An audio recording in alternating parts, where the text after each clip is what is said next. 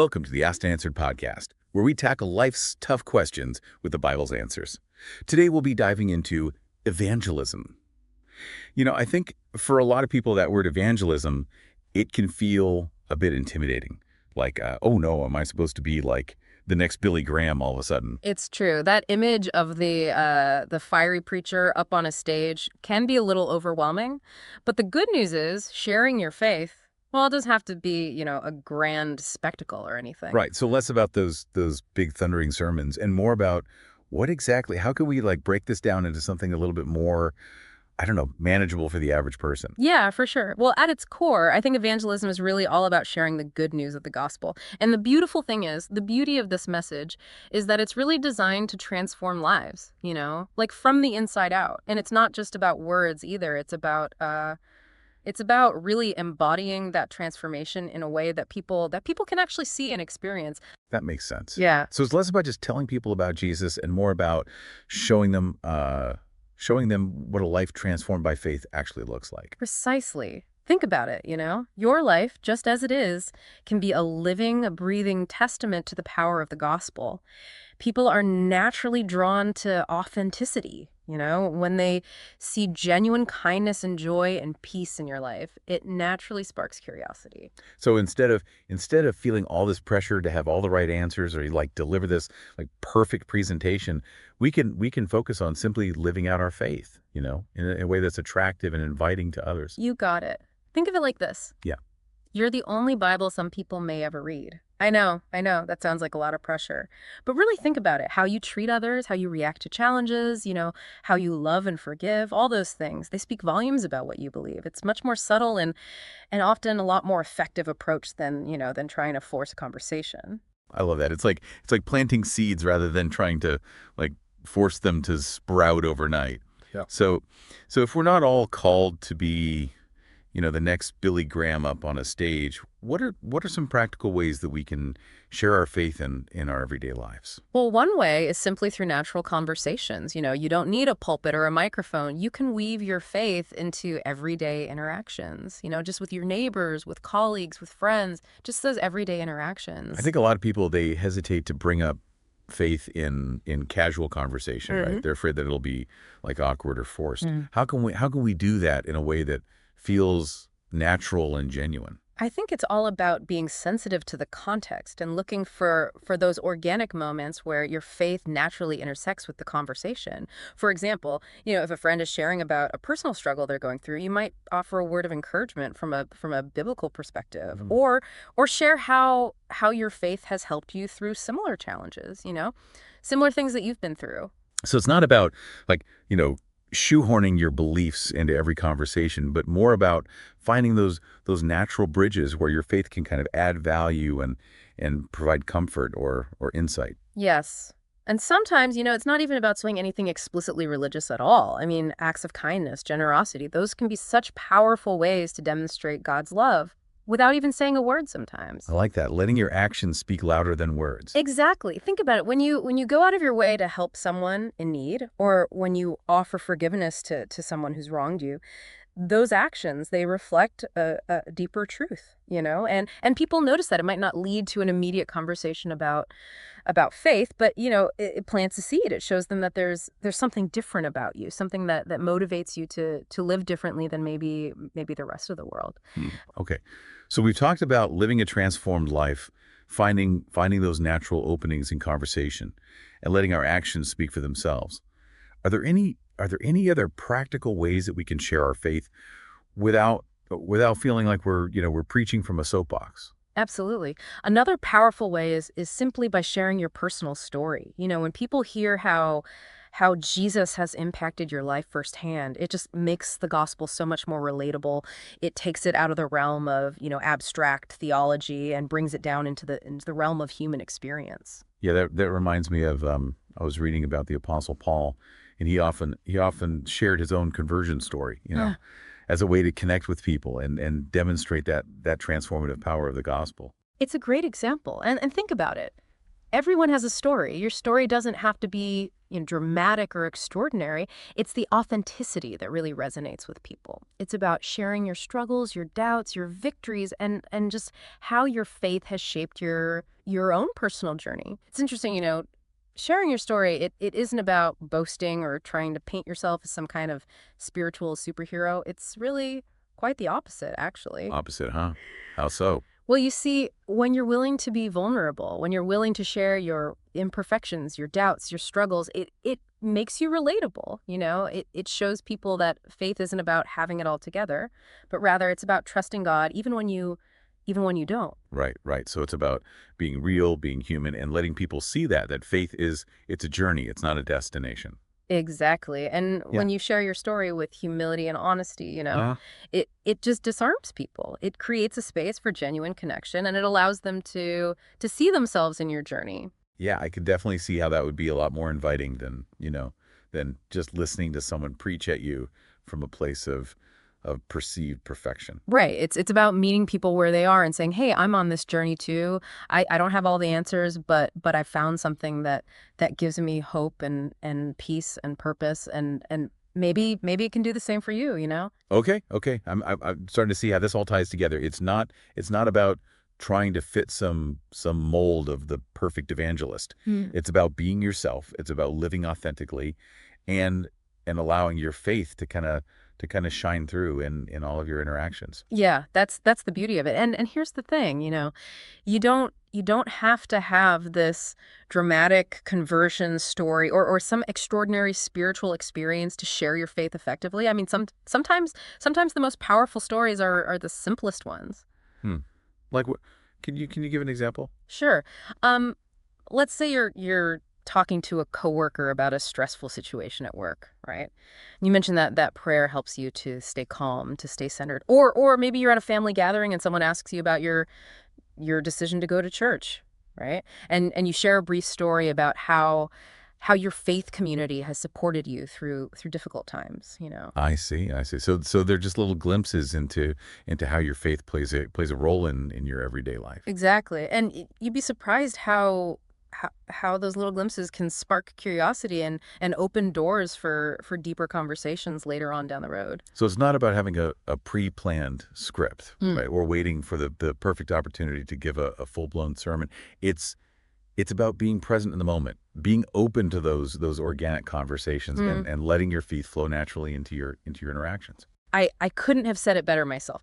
And here's another thing to remember, you don't always have to have the answers. In fact, sometimes admitting that you don't know something, that can actually be more effective than trying to force a response. That's an interesting perspective. How so?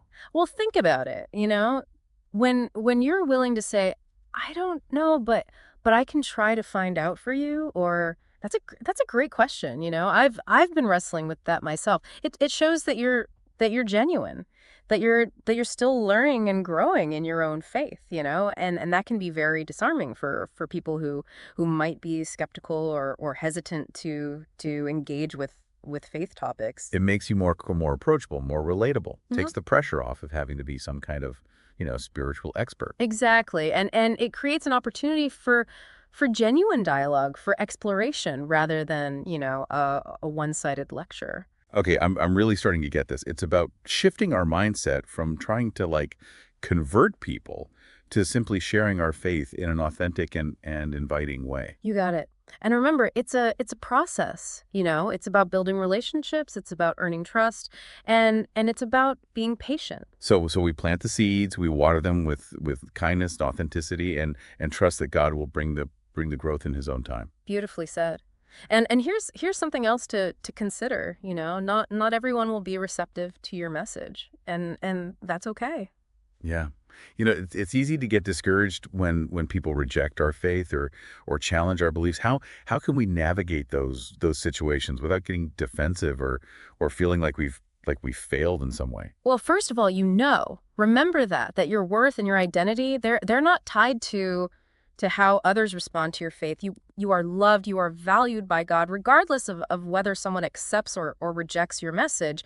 That's an important reminder. Takes the pressure off of feeling like we have to like win every conversation or convert every person we meet. Exactly. And secondly, remember that your role is not to force your beliefs on anyone. It's simply to share your experience, and offer a glimpse of the hope and the joy that you've found in your faith. So it's about being respectful of other people's beliefs and perspectives, even if they differ from our own. Absolutely. And you know what? Sometimes the best way to share your faith is simply by listening. Listening. I thought we were talking about sharing. We are, but sometimes the most powerful thing that you can do is simply listen to someone with empathy and You understanding. mean you mean without judgment or trying to push your own agenda on them? Exactly. When you genuinely listen to someone's story, their struggles, their hopes, their fears, you're